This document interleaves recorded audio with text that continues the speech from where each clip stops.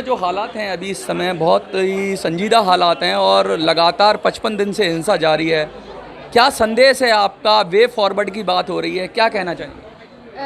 मैं चाहती कि ये जो भी हो रहा है, मैं तो शुरू से सबके साथ उसमें फ़ोन में जो भी है अच्छा नहीं हुआ, जो भी हुआ है मुझे बहुत बुरा लगा कि सुन के कि मैं बचपन मणिपुर में बीती हूँ मेरी ना, तो वहाँ पे जो ये सारे देख के मुझे बहुत अफसोस है। जो भी है गलत हुआ।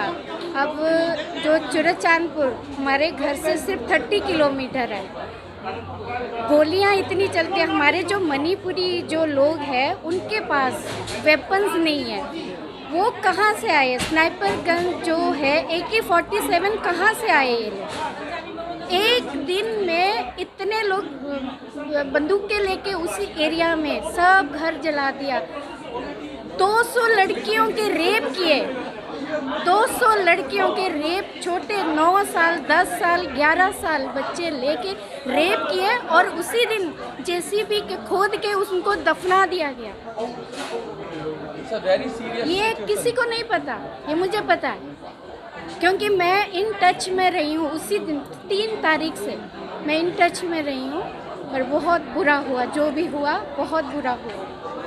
अब क्या लगता है आपको, किस तरीके से फॉरवर्ड आगे जाया जाएगा? आगे सोच कैसे? चलो जो भी अभी हुआ, पर ये बढ़ना नहीं चाहिए, इसको वहीं रोक देना चाहिए। ये कोई फ़ायदा नहीं ऐसे लड़के, क्या फ़ायदा? पर जो भी है इन्होंने जो किया वो अच्छा नहीं किया, पर मणिपुरी लोग भी कर सकते थे। जैसे इन्होंने रेप किया, ये भी कर सकते थे, पर किसी ने, मणिपुरी लोगों ने किसी लड़की को ऐसे नहीं किया।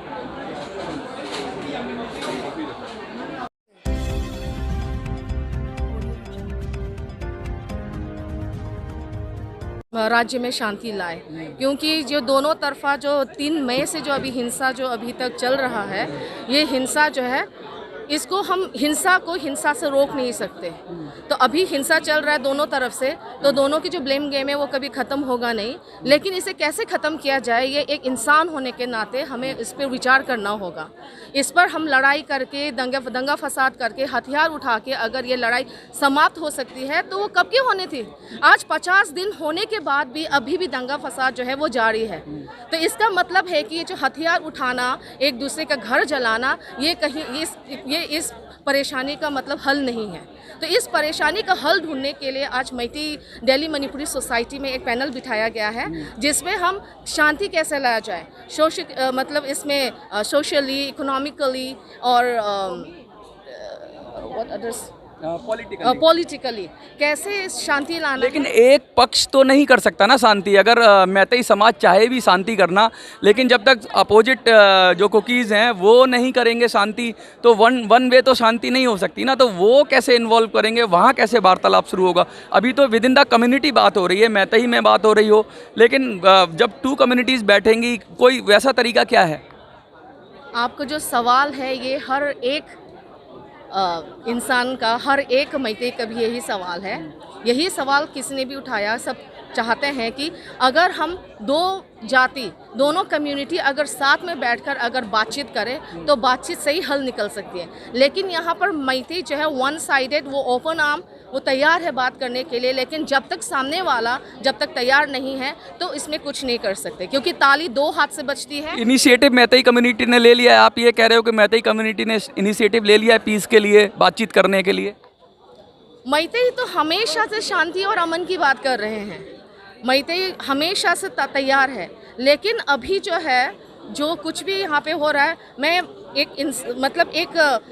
इंसान होने के नाते मैं सबसे पहले इंसानियत पर ज़्यादा ज़ोर डालना चाहूँगी, क्योंकि जो भी शुरुआत से हुआ, किसने किया, हम जड़ किसने शुरुआत किया, क्यों हुआ, इसके तह तक अगर हम जाते हैं तो आज भी हम बात करेंगे तो भी ख़त्म नहीं होगी।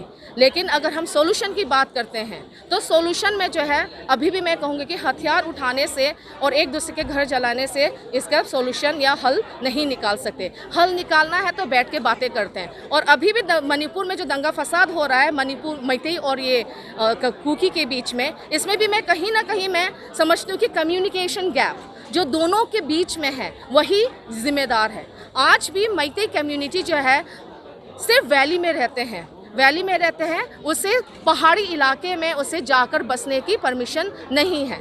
और जो हिली एरिया में है, जो पहाड़ी इलाके के जो लोग हैं, उसे मैते कम्युनिटी के बीच में वैली में आकर बसने की इजाज़त है।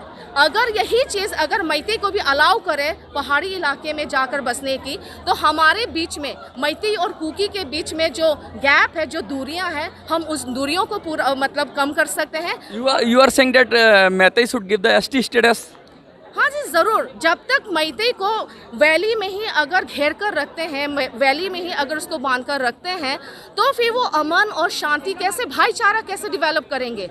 भाईचारा लाने के लिए हाँ इसमें बराबर योगदान होना चाहिए। उसमें हमारा वहाँ जाना, उनका वैली में आना, दोनों तरफ होना चाहिए। अब यहाँ पर हाँ, ये वन वे नहीं होगा, अभी एक तरफा है।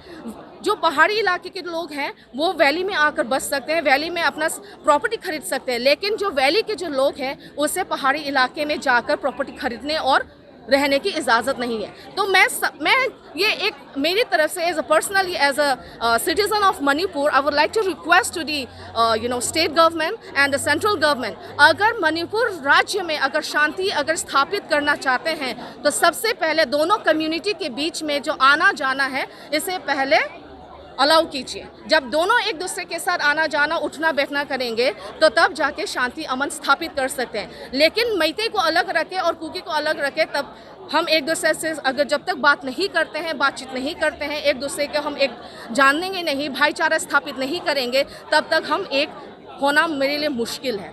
अभी भी मणिपुर के लोग जो है, अभी भी मैते अभी भी दूसरे कम्युनिटी कुकी कम्युनिटी के साथ बात करने के लिए तैयार है। अभी भी हम जानना चाहते हैं, आज जो कुकी जिनका घर जला है, उनमें मेरे दोस्त का भी घर जला है।